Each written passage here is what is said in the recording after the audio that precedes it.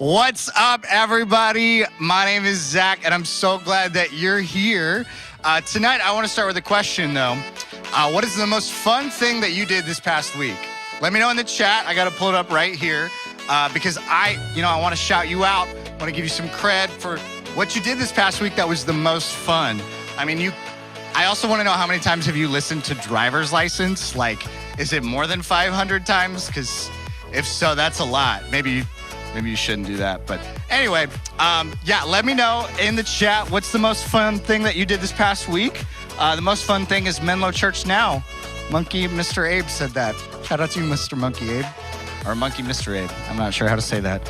Land's End. Oh, that's awesome, Sam.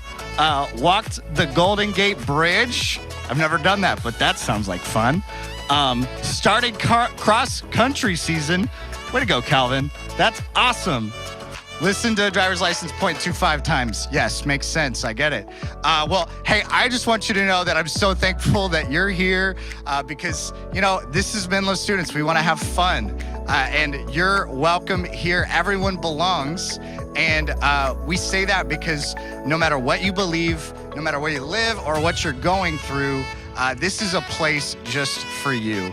And this week we're continuing in our series, Faith in an Anxious World, where we're being really intentional, talking about anxiety and things like that. And so to set the tone for tonight, we're gonna start off with a song called Graves into Gardens. And honestly, this really is my favorite song. It was number 1 on my Spotify Wrapped last year, so I'm not kidding. Favorite song. And I say that because the lyrics of the bridge just really speak to me and who I am. And as I follow Jesus, it's exactly what I want to be believing.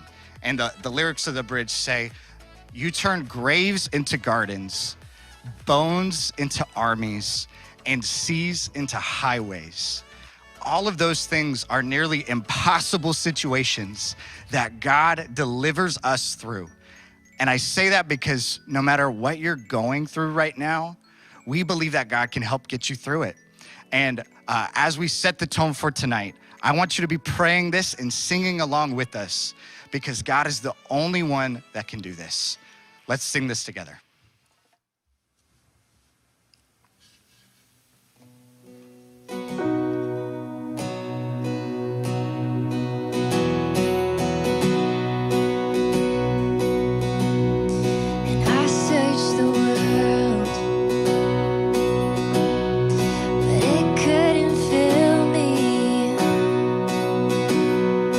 Lands empty praise and treasures that fade are never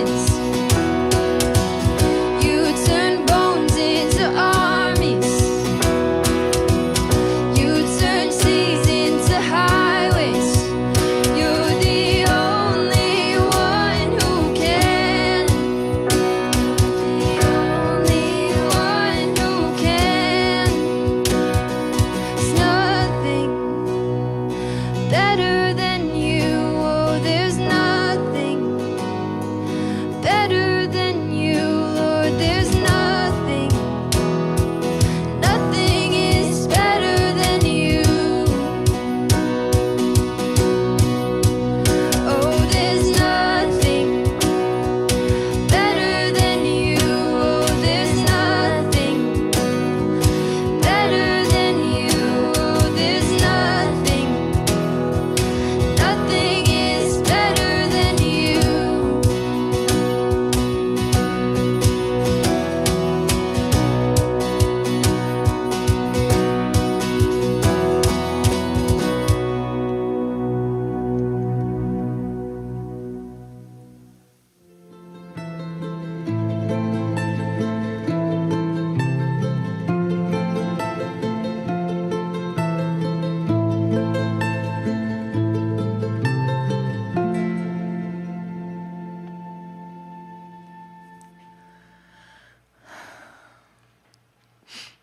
Hey, Menlo students, it is so good to be back here talking about this really important subject, anxiety, faith in an anxious world. And we do live in an anxious world and in an anxious time. And sometimes that daily anxiety that we all deal with turns into something bigger, turns into something that leaves us feeling helpless and hopeless.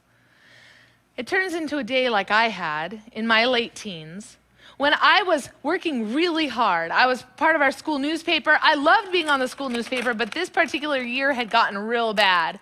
I was carrying the whole newspaper, and the editor-in-chief, she had a boyfriend she hated and would fight with and would argue with, and it made the whole thing miserable. My friends were also in a bunch of fights that I was kind of in the middle of. I would stay up all night. Have you ever pulled an all-nighter? Write in the chat if you've pulled an all-nighter. That's miserable. But I was failing Spanish, and those verbs, the conjugation, made no sense to me. Math, I was failing math too, just FYI. And on top of that year, 9/11 happened. 9/11 happened. 2 of my brothers were in the military and got called to Iraq. And so every time I called home, my problems didn't seem so big. They didn't seem hardly big at all because my brothers were at war. To top it all off, this particular night, the night before Thanksgiving break, I found out that my crush went on a trip with my good friend. Bad news. I was up all night. I was crying. I wrote in my journals. I filled the pages. I wanted nothing more than to just get really sick or even die so that they would all regret everything, so that they would know that they missed me, that I was somebody valuable. I had all kinds of dangerous thoughts in my mind. Because when you're overwhelmed, when your brain is too full, it can tip over. It can become an overwhelming time. And I bet you, some of you know what I'm talking about. Maybe you've had a day like this. Maybe you've had a string of days like this. But I want you to know right here, right now, before we go any further, that you are not alone. And that in the midst of this kind of anxiety, overwhelming anxiety, Jesus stops in his tracks. And nothing is more urgent to him than to comfort you, to bring you peace. That he is there to help you. Luke, who walked with Jesus while he was alive on this earth, he writes the story of Jesus in Luke 8, starting in verse 40. He writes this: when Jesus returned, there was a crowd that welcomed him, for they'd been waiting for him. A man named Jairus, who was a synagogue leader, big dude, very important guy, came and fell at Jesus' feet, begging him. He pleaded with Jesus to come to his house because his only daughter, a 12-year-old little middle school girl, was dying. As Jesus moved forward, he faced smothering crowds. A woman who was there had been bleeding for 12 years. She spent her entire livelihood, all her money on doctors, but no one could heal her. She came up behind him and just touched the hem of his clothes. And at once, the bleeding stopped. miracle. Who touched me? Jesus asked. When everyone denied it, I didn't touch you, Jesus, Peter said, Master, the crowds are surrounding you, literally pressing in on you. But Jesus said, no, someone touched me. I know the power has gone out from me. Now already, if you're picturing this moment, you might be feeling some anxiety. Write in the chat if you are okay with pressing crowds you can't even get through. Maybe it's lunch at your school, or maybe you've been to New York on a busy weekend, but those pressing crowds can be quite anxious times. And maybe you get anxious at being late. Jesus was running late. Peter most likely is trying to get him to move forward. How are you going to find the person that touched you, Jesus? Let's get to this girl's house. Or maybe you're anxious about deadlines that pop up, such as, hey, a little girl's about to die. Get there fast, Jesus. But it didn't matter for Jesus. Jesus, in the midst of anxiety, said the most important thing is the woman who touched me. This woman who is in crisis. This woman who is helpless. She is helpless. He wouldn't go a step further until he faced this woman. When the woman saw that she couldn't escape notice, clearly she wanted to slip by Jesus, she came trembling and fell before Jesus. In front of everyone, she explained why she'd touched him and how she'd been immediately healed. Daughter, he said, your faith healed you. Go in peace. This woman who wanted to slip by unnoticed, who was there in a crowd, but still all alone, who'd spent all of her money, who had nobody to help her, who was doing one last thing, this gentle act of faith gave her great, great peace. Jesus stopped in his tracks. Nothing was more important than facing that woman. And in that moment, when she reached out to him and he faced her, she didn't just receive bodily healing. She received heart healing. She received peace. But in that moment, Jairus' daughter also died. It was a hopeless situation. Jairus' servants come and say, hey, Jesus, don't bother coming because she's dead. It's hopeless. And Jesus still goes. He goes and he finds them preparing this little girl for burial. They're sobbing. And when Jesus says, hey, actually, she's just asleep. I'm going to raise her right now.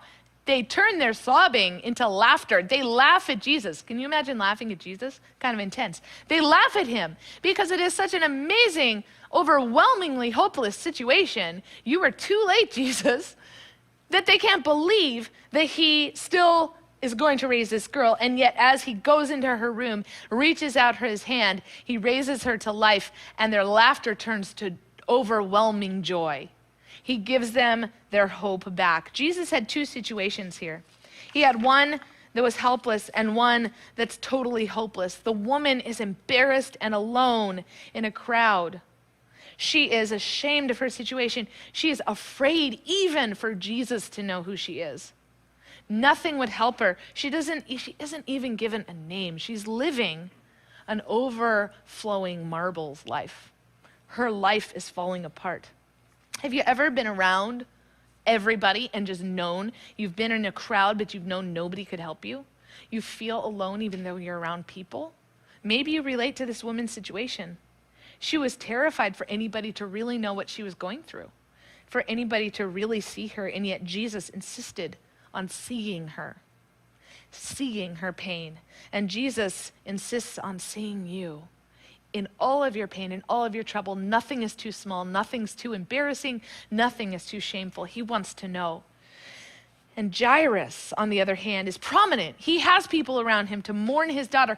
He probably is used to having all the answers, and yet he needed a miracle. He was hopeless. And guess what? Jesus didn't answer Jairus' prayer. He didn't actually do what Jairus asked, for him to come and heal his daughter. Jesus had his own plans. Jesus had his own plans, and he takes that little girl's hand and restores hope in a way that Jairus couldn't have even guessed. Helpless and afraid, or hopeless and giving up. Where might you be tonight? Maybe you relate to the woman, or maybe the hopeless father, or maybe the little girl who's totally dead. Think about who you relate to. And who you, and think about where in your life you might feel out of control. You might feel that overwhelming marbles life. In a moment, we're going to sing a song together. And as we do, I want you to think of these two stories. And I want you to consider who you relate to and how you want Jesus to touch you tonight. As you sing, maybe reach out and touch the hem of his garment. Or maybe reach up as he raises you to hope. So right now, as we enter into song together, tell him your heart and let him know what you're feeling.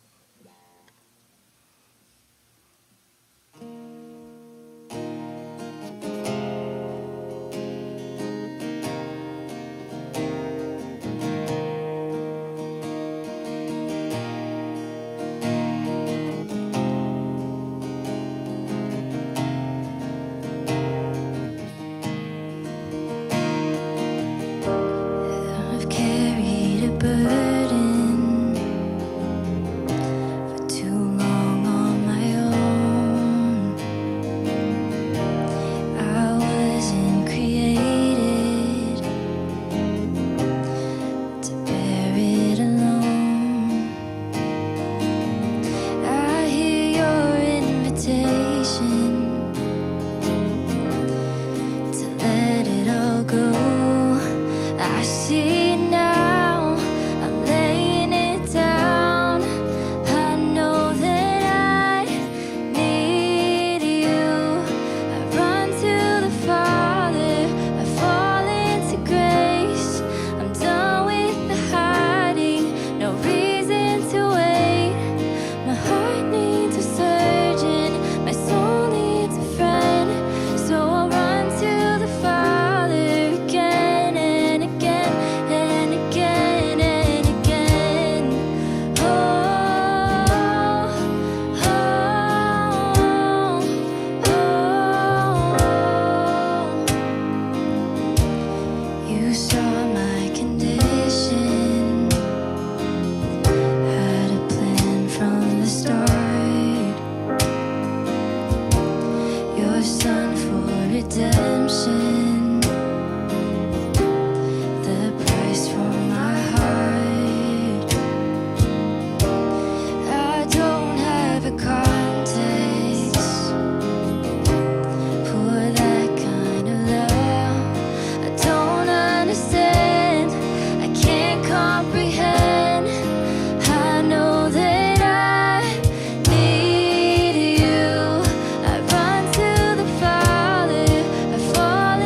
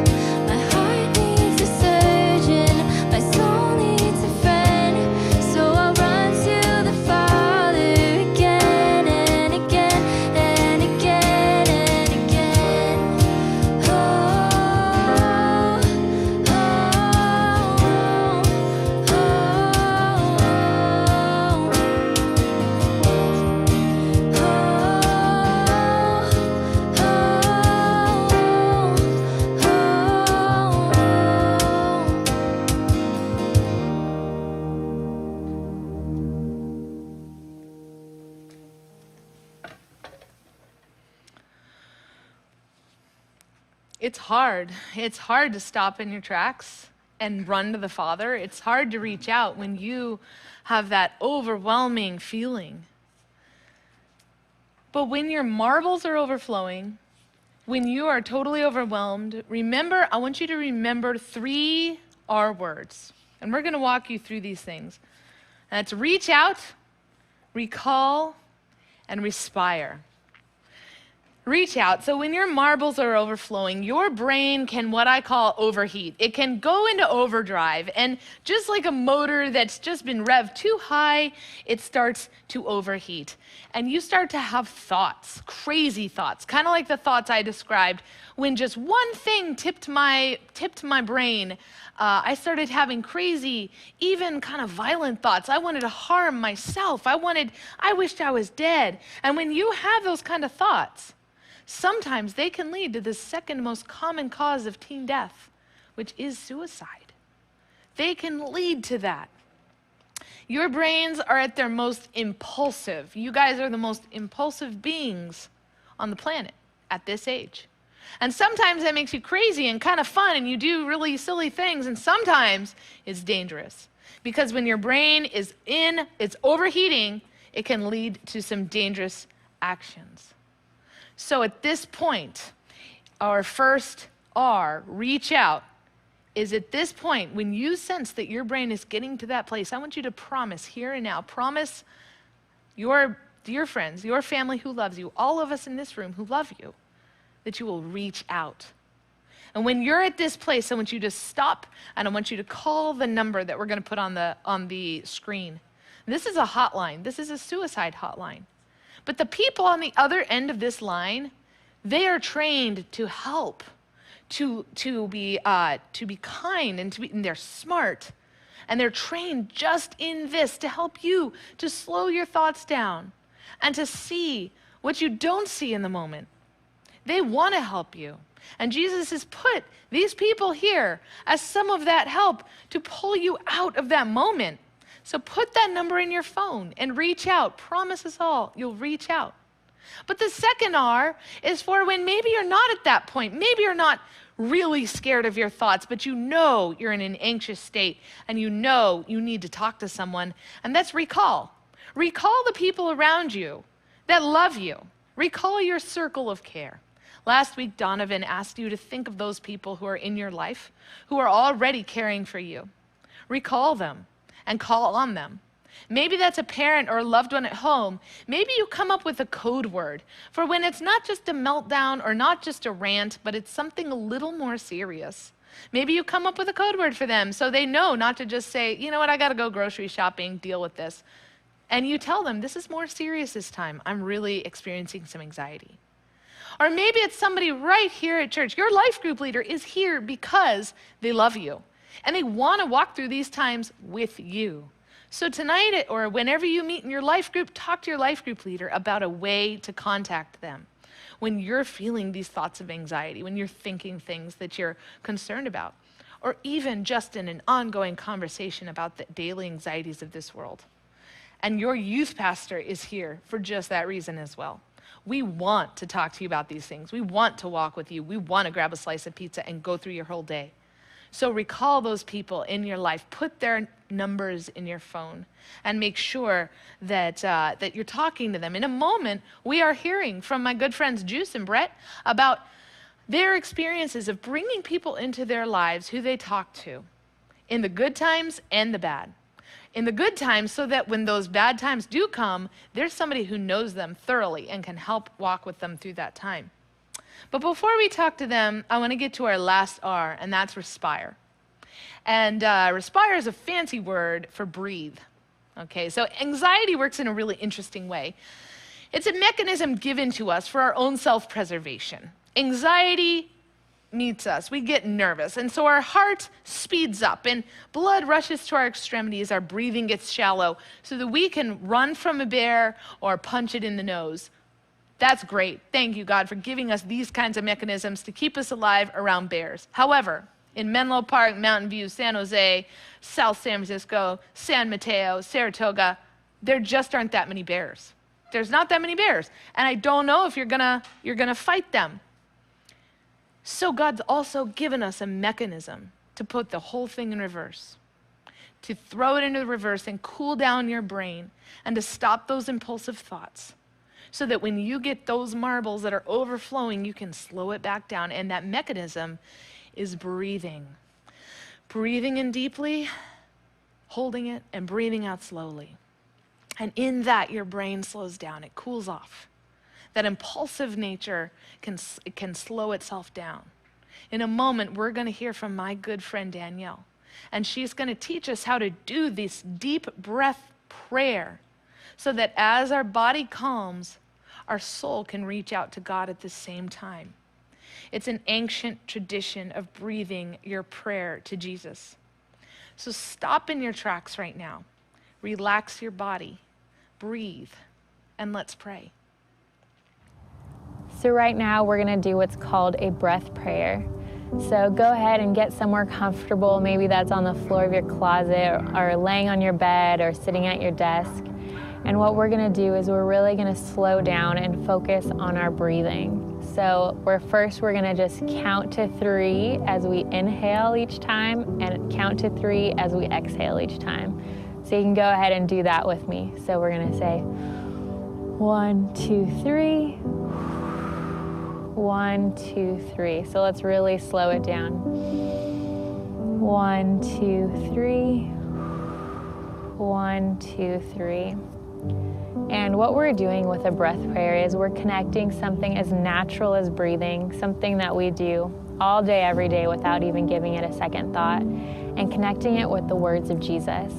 And we're going to think about some of his words that he gives us in John chapter 14, verse 27. And in this passage, he says, "Peace I leave with you, my peace I give to you." So we're going to connect those words with breathing. So you can go ahead and, again, get comfortable, close your eyes. And what we're going to do is every time we inhale, we're going to say, "Jesus' peace." And as we exhale, we're going to say, "is given to me." So let's close our eyes and do that together.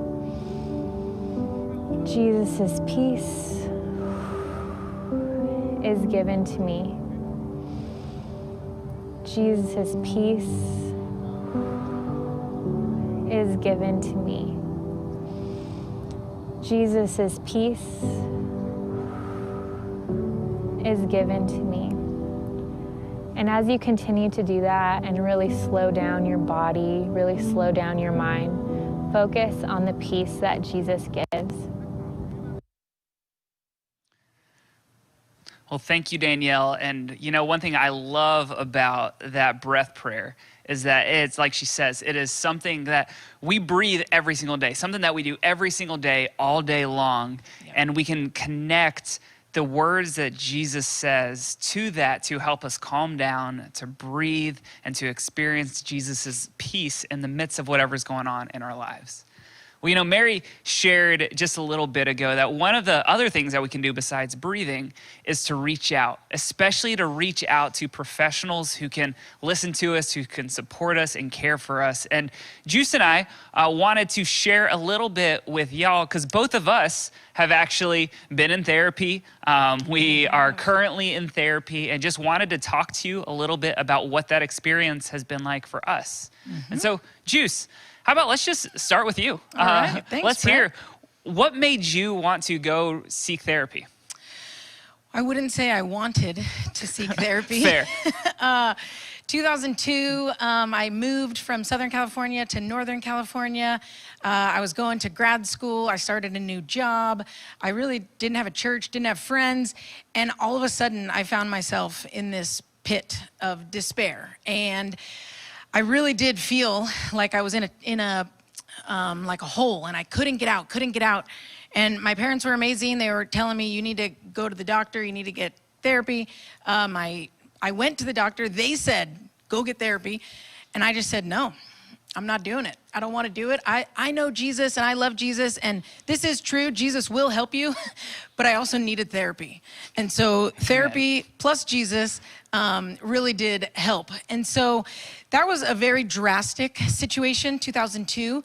But recently, Brett, I actually got back into therapy because I knew that I started, I don't know, feeling anxious, just feelings that I didn't want to go down that same path. I didn't want to end up like I was in despair in 2002. So more of a preventative measure, I started going back to therapy recently, and it's been really great for me. Yeah. So you too are in therapy. When did you start, or why'd you start? Well, in some ways similar to you. So I, a few years back, had a lot of friends who were in therapy and would talk about how great their therapy was, and it was an important thing to do. And they say, like, you should check it out. And I was like, that sounds like a really great thing for you to do and not for me.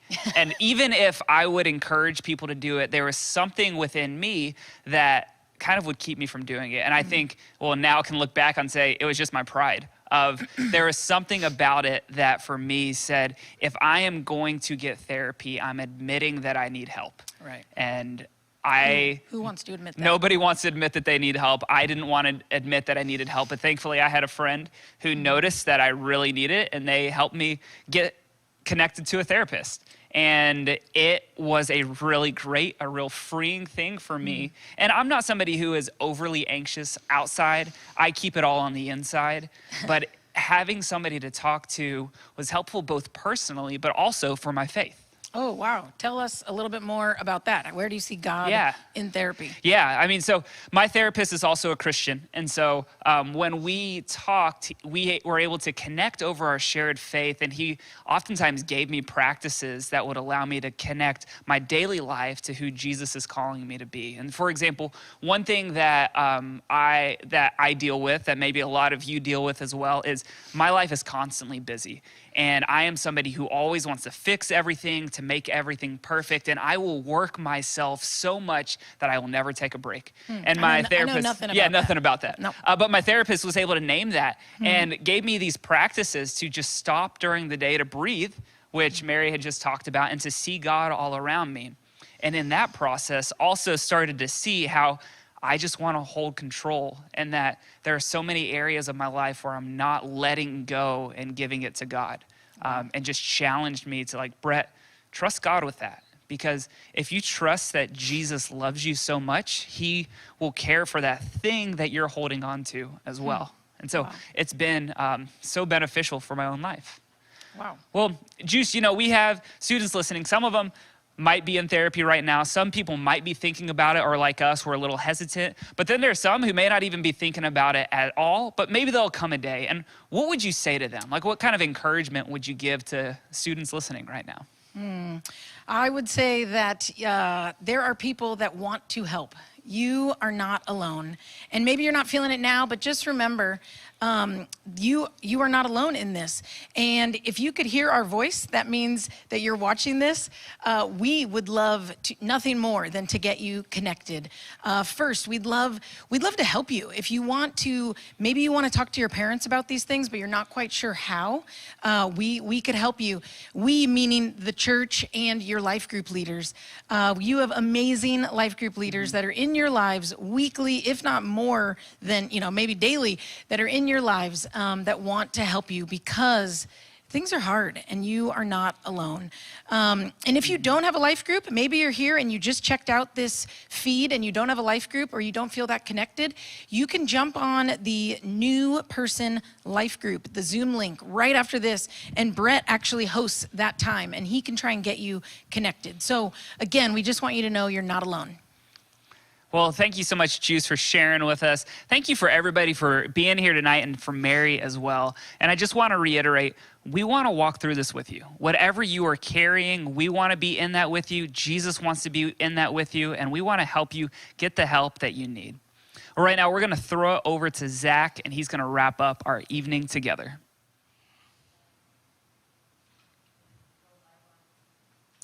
Thanks, Brett and Juice. Honestly, I wish I had heard that whenever I was a student.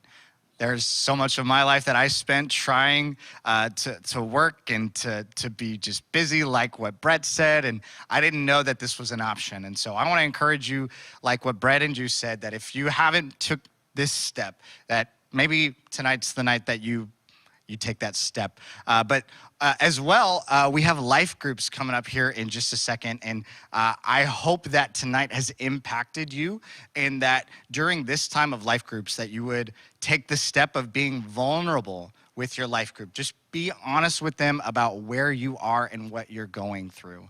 And so with that said, let's go on to life groups.